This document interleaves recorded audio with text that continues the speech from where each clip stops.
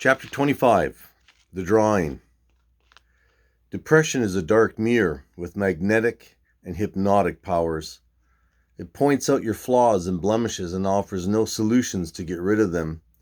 Once captured by its life-draining power, the victim is drawn further and further down its dark spiral, leading to a pit of utter despair and gloom. For brief moments, one who has come under its power may experience fleeting glimpses of freedom. Even though these moments feel like a breath of fresh air, the victim is soon drawn back, convinced he must once again check his image. It is essential to his future well-being, a kind of closure, the last goodbye. Then, once deceived into gazing into its face one last time, he realizes the lie. The mirror offers only accusations and condemnations. It does not like saying goodbye. All hope is lost. The destructive spiral continues. Gloom thunders and looms on the horizon. I could not shake my despair. I had come to the realization that I was no longer in control of my life. My future was going to be determined by forces outside of myself. I was constantly ruminating on these awful truths, chewing, swallowing, and then regurgitating to get out every last horrible taste. The more I thought about it, the more depressed I got. I went about my daily duties, pretending cheerfulness and vivacity when appropriate, but I was hollow inside. I felt so empty, I was sure those around me could hear the echo when I spoke. The emptiness affected my long-term plans for my life. It's hard to live a productive life when you are almost positive that you have ruined all of your prospects and that you have no future. You feel like the condemned prisoner who has been given the task of building his own gallows. As you build the hideous structure, you look busy and productive. In reality, you realize this is merely an illusion that will end in a last heartbeat as the trapdoor opens, the slack rope abruptly snaps tight, and any productive future is left dangling on the end of that taut, sturdy rope. Everyone around me was intently listening to the instructor of the massage therapy seminar, drinking in as much knowledge as possible to enhance their careers.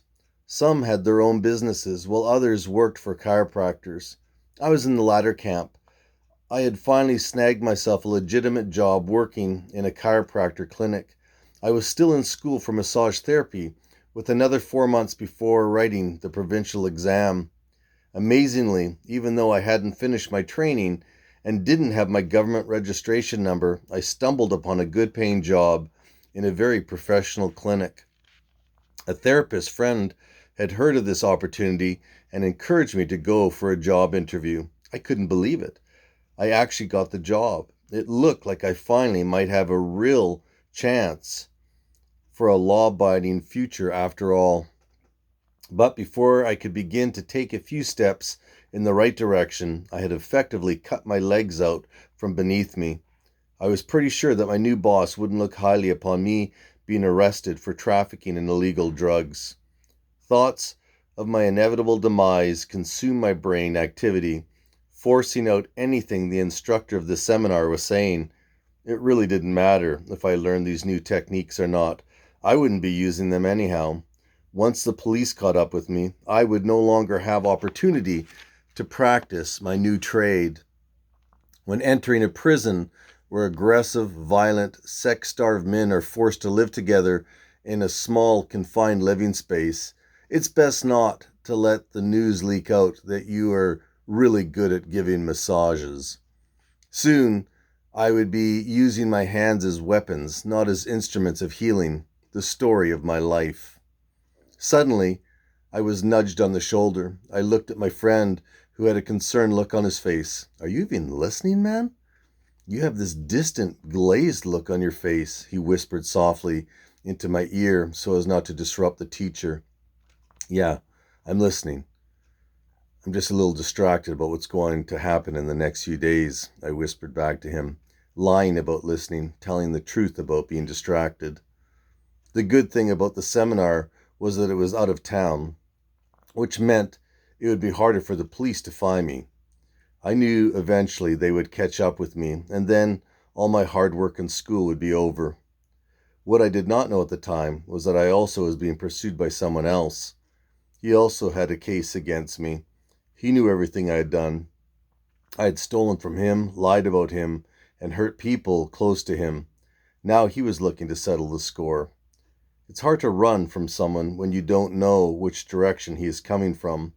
All of your efforts to escape could actually have you running into the very arms of the one you are trying to keep away from.